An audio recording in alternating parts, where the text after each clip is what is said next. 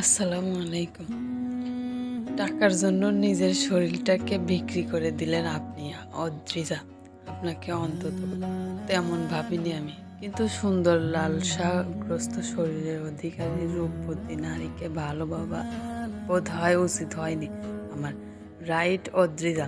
ওহ sorry Mrs Raktim Mahmud. অদ্রিজার টলমলে চোখে মুখ তুলে চাইল রক্তিমের দিকে। যে ছেলেটা রোজ এক একটা মেয়ের সাথে টাইম পেস করে, যার হাজারটা মেয়ের সাথে ইন্টিমেট রিলেশন, সে ছেলেটা তাকে ভালোবেসেছিল ভাবতেই তাচ্ছিল্য মাখা হাসল সে। শরীরে জড়িয়ে থাকা চাদরটা আরো ভালোভাবে মুষ্টিবদ্ধ করে জড়িয়েই থম মেরে বসলো সে। রক্তিমের দিকে ছোট ছোট চোখে তাকিয়েই বলে উঠল, আপনার কাছে নারীর সংজ্ঞা মানে কি আমার ইতোমধ্যে জানা হয়ে গেছে রক্তিম। গত রাতের আপনার হিস্রতাই তার জানান দিয়েছে। তাই আপনার চোখে নিজেকে সাধু ভেবে একেবারে খুশির জোয়ারে ভেসে যাব এমনটা ভাববেন না। রক্তিম মৃদু হাসার চেষ্টা করলো। কাল রাতে ড্রাঙ্ক থেকে অদ্রিজার সাথে কি করেছে তা ভেবেই শরীর শিরা কেঁপে উঠল তার। এক নজর অদ্রিজার দিকে তাকিয়েই ভালোভাবে পর্যবেক্ষণ করলো তাকে। ভেজা চুল থেকে টপ পানি পড়াচ্ছে, শরীরে জড়ানো চাদরও বেশ খানিকটা ভিজে গেছে, লিপটে পড়ছে শরীরে। শীতের সকালে এই কনকনে ঠান্ডায় ঠোঁট জোড়া কাঁপছে। এই পৃথিবীর প্রতিটা মেয়েকে অন্য নজরে দেখে আসলে ও অদ্রিজার প্রতি তার সেই চাহনি আসে না। অদ্রিজার প্রতি আর যাই হোক শ্রদ্ধা সম্মান কাজ করে তার। আর সেই মেয়েটিকেই কিনা নিজের চাহিদা মেটানোর খোরাক বানালো। চোখ জোড়া কয়েক সেকেন্ড বন্ধ রেখেই নিজের ভেতরের অনুশোচনাটাকে ধামাচাপা দিয়ে বাঁকা হাসলো সে। বারবারের মতো নিজেকে হাস্যোজ্জ্বল রেখেই তাকে বলল, উফ রেগে যাচ্ছেন আপনি, আমি কিন্তু আপনাকে কখনো রাখতে দেখিনি। অদ্রিজা শান্ত চাহনিতে তাকালো। বুকের ভেতর অদ্ভুত কষ্ট হচ্ছে। হঠাৎ বাবা মারা যাওয়ায় বিজনেসের সব পাওনা ব্যাংক লোন মেটাতে যখন তার পরিবারের বেহাল দশা, তখনই রক্তিমের বাবা রক্তিমকে বিয়ে করার প্রস্তাবটা রেখেছিল অদ্রিজা আর তার পরিবার। অবশেষে রক্তিমের বাবার কথায় টাকার বিনিময়ে এই বিয়েটা করেনি। আর ভালো মনে হয়েছিল তার, যদিও তার চাচাও পরামর্শ দিয়েছিল বিয়েটা করার। তবে রক্তিমের চরিত্র সম্পর্কে তার বাবা কিছুটা লুকিয়ে গেলেও রক্তিম লুকায়নি। প্রথম দিন থেকেই বলে এসেছে সে তাকে বিয়ে করে জীবনটা নষ্ট না করতে, কিন্তু এই ছাড়া যে কোনো পথ নেই ওর। আর নিজের ছোট বোন আর মাকে হাসি খুশি রাখা কোনো কালেই সম্ভব নয়। তাই তো রক্তিমের মতোই একটা খারাপ চরিত্রের মানুষকে বিয়ে করতে হলো, যে কিনা নারী মাত্রই চিনে নারীর শরীর। রক্তিমের নারীদের প্রতি ধারণা, দৃষ্টি, ঘৃণা সবটা জানার পরেও রক্তিমের সাথে এর আগে তার যতবার কথা হয়েছে খুব নম্র আর শালীনভাবে কথা বলেছে সে। কখনো এতটুকু অপমান কিংবা এটুকু ঘৃণা নিয়ে কথা বলেনি। তবে আজ ঘৃণা হচ্ছে, চরম ঘৃণা হচ্ছে। নিজের শরীরের আনাচে কানাচে রক্তিমের স্পর্শগুলো মনে করতেই চোখ টলমল করলো তার। দাঁতে দাঁত চেপে একেটাই নিয়তি ভেবে নিয়ে চোখ বন্ধ করলো সে। ছোট নিঃশ্বাস ফেলে বলল, ওটাকে রাগ বলে না মিস্টার রক্তিম, ওটা তাচ্ছিল্য ছিল। রাগ সবার উপর হয় না, আপনার উপর তো নয়। কথাটা বলেই শরীরের জড়ানো চাদরটা নিয়ে উঠে দাঁড়ালো সে। কাঁপতে থাকা শরীর নিয়ে ধীরে পায়ে হেঁটে রুম থেকে বের হয়ে নিজেই রক্তিম বলে উঠল, তাচ্ছিল্য কিংবা রাগ, I don't care Adrija, and you know that Adrija. রক্তিমের এক এক রাতের সঙ্গে এক এক নারী। রক্তিম নারীদের সম্মান করতে জানে না, তাই নারীর রাগ কিংবা তাচ্ছিল্য আমার কিছুই যায় আসে না। অদ্রিজা, আপনি টাকার বিনিময়ে বিয়ে করেছেন, আর প্রতিদিন যে নারীরা আমার সাথে সময় কাটায় তারাও টাকার বিনিময়ে সময় কাটায়। সো ওদের আমি যে চোখে দেখি আপনাকেও ঠিক সেইভাবেই দেখব। এর থেকে বেশি কিছু আশা রাখবেন না অদ্রিজা। অদ্রিজার চোখ বেয়ে টপাটপ পানি গড়িয়ে পড়লো। কত সহজেই ওইসব মেয়েদের সাথে তার তুলনা করলো, যেসব মেয়েদের টাকার বিনিময়ে কেনা যায়। অথচ জীবনে রক্তিম ছাড়া আর কোনো পুরুষকে নিজের শরীর তো দূর হাত ধরতে দেয়নি সে। হয়তো সৃষ্টিকর্তা তার ভাগ্য এটাই রেখেছিল ভেবে দীর্ঘশ্বাস পেল। সে। হ্যাঁ, টাকার জন্যই তো বিয়েটা করেছে সে। এখন রক্তিমের চাহিদা মেটানোর তোরা কি তো সে, তাই তোর গতকাল রাতে নীরবে সবটা সহ্য করছে, সে কিছু বলেনি। চোখ জোড়া বন্ধ করেই বার কয়েক নিঃশ্বাস নিয়ে বলে উঠল, নারীর শরীর ছাড়া কিছু চেনেন না তাই তো। হ্যাঁ, আমার শরীরটা আপনার জন্যই, আপনার সম্পত্তি বিক্রি করে দিয়েছি আমি আমার শরীর। আমি তাতে কখনো অভিযোগ আনবো না মিস্টার রক্তিম, কারণ আমি টাকার বিনিময়ে নিজেকে আপনার করে দিয়েছি। এছাড়া বেশি কিছু আমি এমনিতেই আশা করতাম না। রক্তিম ঠোঁট প্রসারিত করে হাসল। প্রপার আত্মসম্মান যার সেই মেয়েটি নিজের পরিবারের সুখের জন্য নিজেকে বিলিয়ে দিল। অদ্ভুত, মেয়েরা এমনও হয় বুঝি। ঠোঁট বাঁকিয়েই বলে উঠল, টাকার জন্য আজ আমার হয়েছেন, কাল অন্য কারো হয়ে যাবেন না। অবশ্য নারী মাত্রই টাকা, নারীরা টাকা ছাড়া কিছুই চেনে না, এবং আমি জানি আপনিও একদিন আমার জীবন থেকে বিদায় নেবেন। সেই দিনটা খুব শীঘ্রই হলে ভালো হয়। অদ্রিজা আগের মতোই তাকিয়ে রইল। নিজেকে আজ খুব ছোট মনে হচ্ছে। খুব রক্তিম প্রতিটা কথায় তাকে এটা বোঝাতে চাইছে যে লোভী, সে টাকার বিনিময়ে বিয়েটা করেছে। সত্যিটা তো তাই, তবুও কেন কষ্ট হচ্ছে? চোখ ভরে পানিরা খেলা করছে কেন তার? মুহূর্তেই চোখ জোড়া বন্ধ করে নিল অদ্রিজা। ততক্ষণে পানি গড়িয়ে পড়ছে গাল বেয়ে। রক্তিম সেই দৃশ্য দেখে বাঁকা হাসলো, অনেকটা তাচ্ছিল্য করেই বলল, উহ, কান্না করছেন কেন? আপনি রক্তিম মাহমুদের ওয়াইফ হয়েছেন, আর এত সহজে কষ্ট পেলে চলবে? অদ্রিজা, আপনি ভাবতেও পারছেন না সামনের দিনগুলো আরও কতটা ভয়ঙ্কর কষ্ট দেবে আপনাকে। ঠিক কতটা কষ্ট পাবেন তা ভাবতেও পারছেন না অদ্রিজা। অদ্রিজা চোখ মেলে চাইল ভয়ার্ত চাহনিতে রক্তিমের দিকে। তাকাতেই রক্তিম বাঁকা হাসলো। তার মুখে ফু দিয়ে কপালের ছোট চুলগুলো উড়িয়ে দিয়েই আবারও বলল, মেয়েদের চোখের পানি নাকি পুরুষদের সহ্য হয় না? কিন্তু নো হোয়াইট, আমার আনন্দ হচ্ছে আপনার চোখের পানি দেখে। অদ্রিজা দাঁতে দাঁত চেপে বলল, তবে আমারও তো দায়িত্ব আপনার আনন্দের খোরাক হওয়া। আপনার স্ত্রী হিসেবে সেই দায়িত্বটা পালন করা তো আমার কর্তব্য। রক্তিম এবার হু হা করে হেসে উঠল।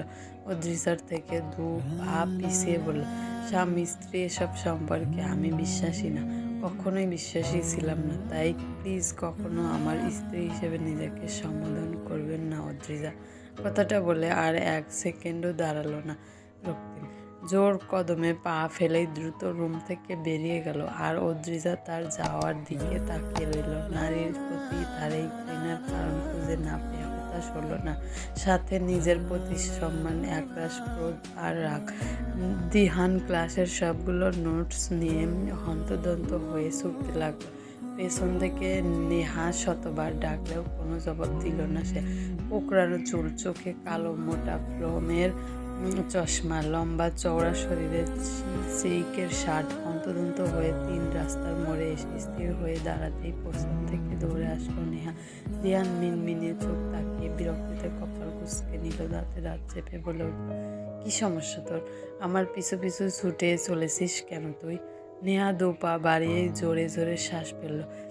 এলোমেলো চুলগুলো কপাল ছুঁয়ে মুখে এনে মেলা হয়ে লেটে আসে। চুলগুলো কানে গুঁজে নিয়েই বলে উঠল, তুই বলেছিলি তুই দ্রিজাকে ভালোবাসিস। পুরো ক্লাসে বিশ্রী এক গল্প চলছে, তোর আর দ্রিজার নাকি রিলেশন ছিল। রিলেশনের কথা দ্রিজার পরিবার জানাজানি হতেই নাকি ওর বিয়ে হয়ে গেল। তাই তো বিয়েতে কাউকে বলেনি, আরও কত কিছু। এগুলো এতটুকু সত্যি?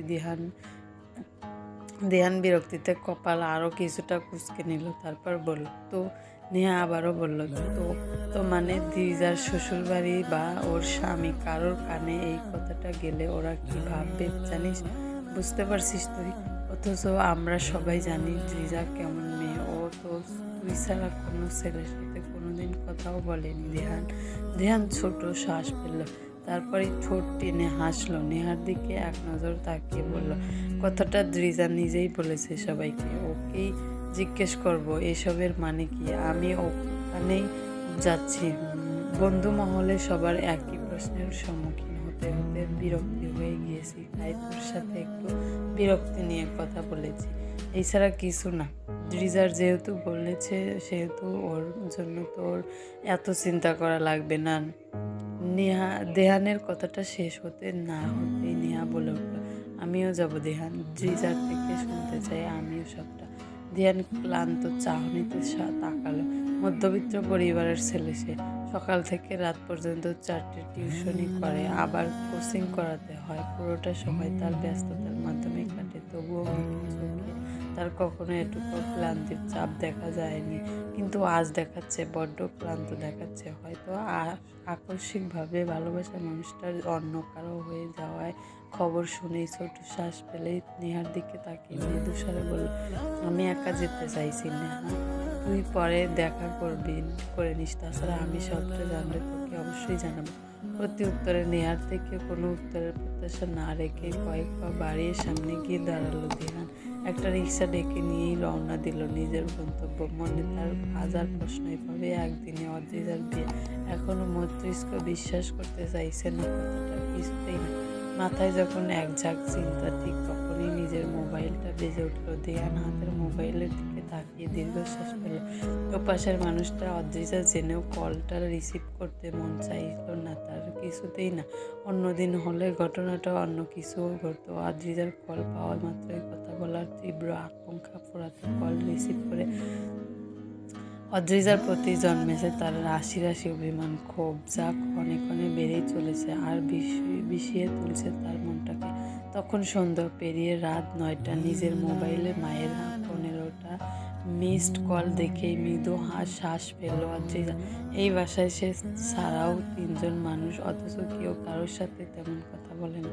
রক্তিমের বাবাকে অফিসে যাওয়ার আগে রক্তিমের মায়ের সাথে হালকা কথা বলতে দেখেছিল সে। তারপর রক্তিমের বাবা বেরিয়ে যাওয়ার পর ভদ্র মহিলাকে আর কথা বলতে দেখেনি সে। প্রয়োজন ছাড়া বোধহয় কথাই বলে না ভদ্র মহিলা। অন্যদিকে রক্তিম, তাকেও তার বাবা মায়ের কারোর সাথেই শব্দও করতে দেখেনি সে। বাবা মায়ের সামনে তাকে রোবট সমান কোনো যন্ত্রই মনে হচ্ছিল না অদ্রিজা। প্রয়োজন ছাড়া এরা একে অপরের সাথে কথা বলে না, আর না অদ্রিজার সাথে কথা বলছে কেউ। পুরো দিনটা কেমন জানি নিস্তব্ধভাবে কেটেছে তার। দিন শেষে মায়ের কল দেখে কিছুটা খুশি লাগলেও পর মুহূর্তেই খুশিটা নিভে এলো। কল রিসিভ করেই হালকা গলায় বলে উঠলো, আম্মু সরি, খেয়াল করিনি তুমি যে এতগুলো কল দিয়েছো। ওপাশ থেকে তার মা বোধহয় হাসলো, তারপরে বলল, তুই আর তোর চাচা এমনভাবে হুট করে বিয়েটার সিদ্ধান্ত নিলি, কাউকেই তো বলা হলো না। দিহান এসেছিল তোকে খুঁজতে, না পেয়ে চলে গেল। তোর বিয়েতে খুব একটা সন্তুষ্ট নয় বোধহয়। ও, না বলাতে বোধহয় রাগ করেছে রে। অদ্রিজার চোখ জোড়ায় আবারও টলমল করলো, বুকের ভেতর উতলিয়ে উঠল অনেকগুলো দীর্ঘশ্বাস। যে মানুষটা তাকে এতটা যত্ন করে রেখে দিয়েছিল, একটা সময় নিজের করবে বলে তার অনুভূতির মূল্য সে দিতে পারেনি, আর না রাখতে পেরেছে তার প্রতিজ্ঞা। 4টা বছর পরও দিহান কোনোদিন তার হাতটা পর্যন্ত ধরেনি। আর বিয়ের রাতে রক্তিম তার সাথে এতটুকু কথা তো দূর, অনুমতি না নিয়েই শরীর স্পর্শ করলো। অদ্ভুত, সব পুরুষ বোধ হয় এক হয় না ভেবে অদ্রিজা টপাটপ পানি ফেলল চোখ থেকে। মৃদু কণ্ঠে ও কথাটা বলেই কল কাটলো। সামনের আয়নাটায় নিজেকে পরখ করতে করতেই চুলগুলো হাত দিয়ে শক্ত করে ধরলো, গলায় কাছে কামড়ের দাগগুলো। কাঁদতে কাঁদতেই বলে উঠলো, আমি তো চাইনি এমন কাউকে যে কিনা মন বলতে কিছুই দিতে না, শুধু শরীরই তার কাছে সব। প্রতিদিন কত মেয়ের সাথে সে সময় কাটায় আমি জানি না, তবে আমি তো এমন কাউকে চাইনি। তবে আমার সাথেই কেন এমন সৃষ্টিকর্তা? আমার ভাগ্য এমনই। কেউ কেন কেন আব্বু মারা গেল? কেন কেন তুমি ছেড়ে গেলে এভাবে আমাকে? আব্বু, আমি ওই লোকটাকে কোনোদিন ভালোবাসতে পারবো না, কোনোদিনও না। তবুও তার সাথে আমাকে সংসার করতে হবে, তবুও তার সাথে আমার পুরোটা জীবন ছড়িয়ে। ওয়াশরুমের দেওয়ালে রক্তের ছাপ। দেয়ালে একের পর এক ঘুষি দিতেই ব্যস্ত সে। হাতের রক্ত গড়িয়ে দেয়াল রাঙ্গা হলো, নিচে ফোঁটা ফোঁটা রক্ত পড়লো, তবুও ক্লান্ত হলো না রক্তিম। নিজের সবটুকু রাগ নিজের হাতের উপর দিয়েই মেটাচ্ছে। চোয়াল রক্ত শক্ত করে দাঁতে দাঁত চেপে অদ্ভুত স্বরে কিছু একটা বলল সে, যা স্পষ্ট বোধ হলো না। রক্তিমের মায়ের কথা অনুযায়ী খাবার দিতে এসেছিল সে এই রুমে ঢুকে রক্তিমের অদ্ভুত এই কাজ দেখে হতবাক হলো সে। অদ্ভুত চোখে তাকিয়ে রইল বেশ কিছুক্ষণ রক্তিমের দিক। লোকটা কি এমনই অদ্ভুত? নিজের হাতকে নিজেই এভাবে ক্ষত বিক্ষত করছে, ব্যথা কি লাগছে না? অদ্রিজার দু পা এগুলো নিতে মুখে দরজার ঠাস করে বন্ধ করে নিল। রক্তিম চিৎকার করে বলে উঠল, আপনি আমার রুমে কাউকে আমি অ্যালাউ করি না। এটা বলে নি আপনাকে mister and Mrs Mahmud. Adrija পা জোড়া স্থির করে দাঁড়িয়ে গেল। এই রুমটা রক্তিমের, তার জানা ছিল না। স্বাভাবিকভাবেই ভেবে বসেছিল গতকালে যে রুমে সে আর রক্তিম ছিল ওটাই রক্তিমের রুম। সে তো কেবল রাতের খাবারটা দিতে এসেছিল রক্তিমের আম্মুর কথা অনুযায়ী।